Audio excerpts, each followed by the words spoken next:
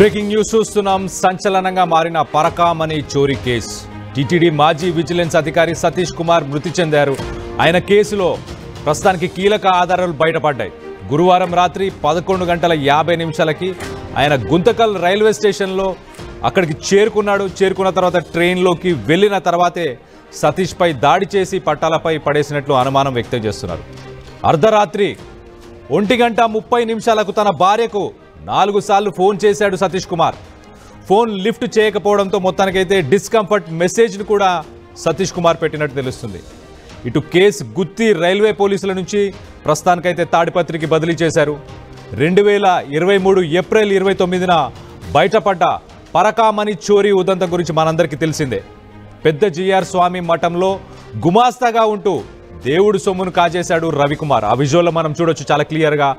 విదేశీ currency, foreign currency, శ్రీవారి హుండీలో పడ్డ విదేశీ కరెన్సీని గుట్టు చప్పుడు కాకుండా కొట్టేసిన రవికుమార్ని సీసీటీవీలో ఫుటేజ్ ఆధారంగా రవికుమార్ని పట్టుకున్నాడు ఆఫీసర్ సతీష్ కుమార్. అప్పటి విజిలెన్స్ ఆఫీసర్ చాలా నిక్కచ్చిగా, చాలా ఆయన ఏమాత్రం ఆలోచించకుండా, పర్యావసాలు ఎలా ఉంటాయని కూడా ఆలోచించకుండా మొత్తానికైతే ఇటు ఈ రవికుమార్ని పట్టుకున్నాడు సతీష్ కుమార్. రవికుమార్ని పట్టుకున్న తర్వాత 2023 సెప్టెంబర్ 9న ఇద్దరికి రాజీ కుదిర్చారు, కేసు క్లోజ్ చేయించారు అని చెప్పేసి ఆరోపణ కూడా ఉంది. దొంగ సొమ్ముతో ఇటు రవికుమార్ హైదరాబాద్, అలాగే తమిళనాడు, కర్ణాటకలో ఆస్తులు కూడా కొన్నాడంటే అర్థం చేసుకోండి ఎన్ని లక్షల కుంభకోణం జరిగిందని. కూటమి ప్రభుత్వంలో పరకామణి చోరీ కేసును సిఐడికి అప్పగించింది హైకోర్టు. ఈ నెల 6న సతీష్ కుమార్ను విచారించి సిఐడి చీఫ్ రవిశంకర్ అయ్యనార్ 14న విచారణకు వెళ్తుండగా సతీష్ కుమార్ ప్రాణాలు తీశారు ప్రత్యర్థులు.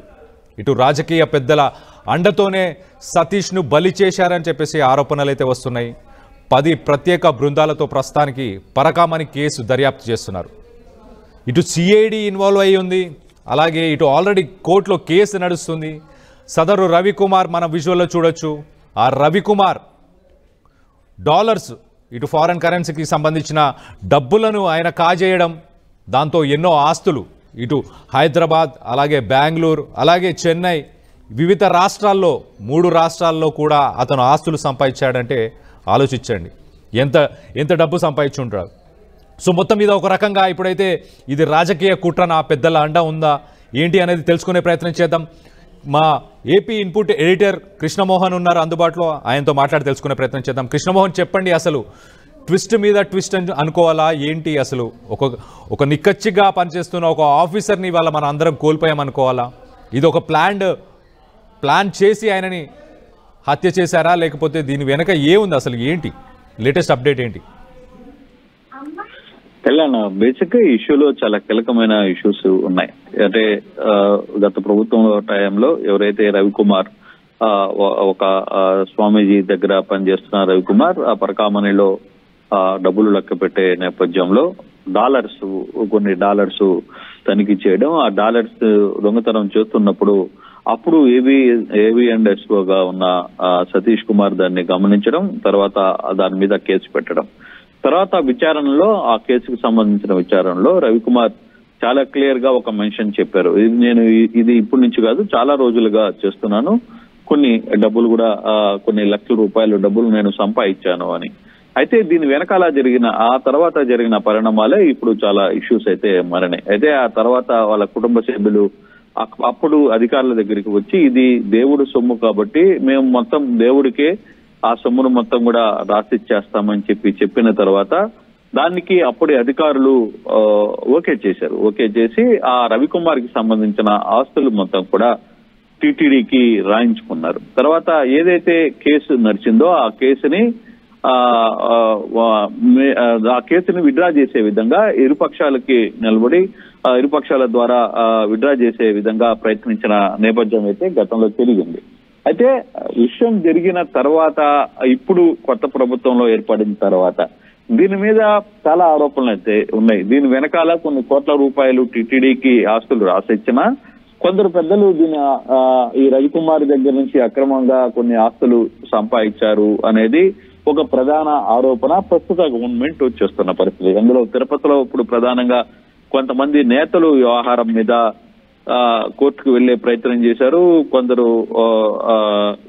ఈ మొత్తం ఎపిసోడ్ పరకామణిలో అయితే ఎవరైతే కొందరు ఆరోపణలకి ఎదుర్కొనే ప్రయత్నం చేస్తారో ఆరోపణలు చేస్తున్నారో వాళ్ళ మీద కూడా ఇంకో కొన్ని ఆరోపణలు చేశారు. ఎవరైతే దీని మీద కేసుకి వెళ్లారో అంటే కోర్టుకు వెళ్లి ఈ కేసుకు సంబంధించిన వ్యవహారంలో ఇది జరిగింది అని దాంట్లో కొంతమంది నేతలను కూడా ఆరోపణలు అయితే చేశారు. ఇటీవల కాలంలో ఇదే సంబంధించిన వ్యవహారంలో కూడా 3 కోట్ల రూపాయలు డిమాండ్ చేశాడని కొంతమంది వ్యక్తులు కోర్టుకు వెళ్లిన వ్యక్తులు బీజేపీ నేత మీద ఆరోపణలు చేశారు. కానీ బీజేపీ నేత క్లియర్ గా భానుప్రకాష్ రెడ్డి వ్యవహారం మీద కూడా ఆయన చాలా సీరియస్ గా వ్యవహారాన్ని నడిపే ప్రయత్నం అయితే చేశారు. కొంతమంది నాయకులతో కొంతమంది వ్యక్తులతో మాట్లాడి ఇది నిజంగా నా మీద కుట్ర చేస్తున్నారు, నన్ను బదనాం చేయాలి, ఎందుకంటే పరకామణి కేసును మొదటి నుంచి నేను మాట్లాడుతున్నాను కాబట్టి నా మీద కుట్ర చేసే ప్రయత్నం చేస్తున్నారు అనే ఒక వాదనని వినిపించే ప్రయత్నం చేశారు. ఆ దిశగా ఆయన అవసరమైతే దీన్ని పూర్తి స్థాయిలో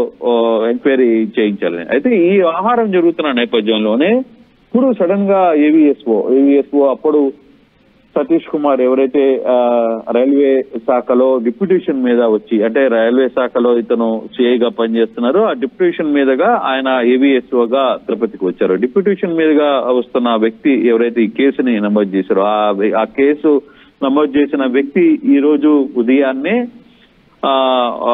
తాడిపత్రి సమీపంలో విగత జీవితుడై పడి ఉండడం తెల్లవారుజామున నిన్న గుర్తించిన పరిస్థితి అయితే మనం చూసాం. సో నిన్నటి నుంచి ఈ కేసు మరో కొత్త మలుపు అయితే తిరిగింది.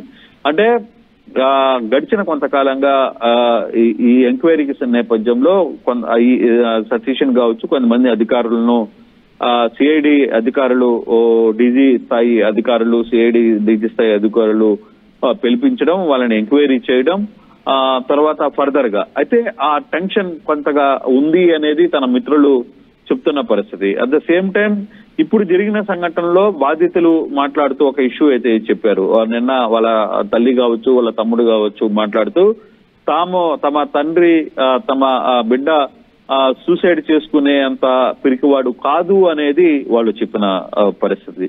అయితే ఇప్పుడు తాజాగా ఒక ఇష్యూ బయటకు వస్తోంది. ఇప్పుడు ట్రైన్ కి సంబంధించిన వ్యవహారంలో ఏదైతే రాత్రి 12 గంటలకి ఆయన రాయలసీమ ఎక్స్ప్రెస్ ఎక్కే ప్రయత్నం చేశారు, అర్ధరాత్రి 1 గంట 20 నిమిషాలకు తాడిపత్రి 1 గంట 20 నిమిషాలకు భార్యకు మొబైల్ కు ఇతను ఒక మెసేజ్ కూడా చేశాడు. భార్యకు 4 సార్లు కాల్ చేశాడు. కాల్ చేసినా ఆమె లిఫ్ట్ చేయకపోతే డిస్కంఫర్ట్ గా ఉంది నాకు అని చెప్పి ఇంగ్లీష్ లో ఒక వాట్సాప్ మెసేజ్ ని సతీష్ కుమార్ తన భార్యకు పంపించే ప్రయత్నం చేశారు. Local to global news at your finger tips. మీ చేతిలో ఒక ఆయుధం. Download R TV app. Media legend Ravi Prakash is back.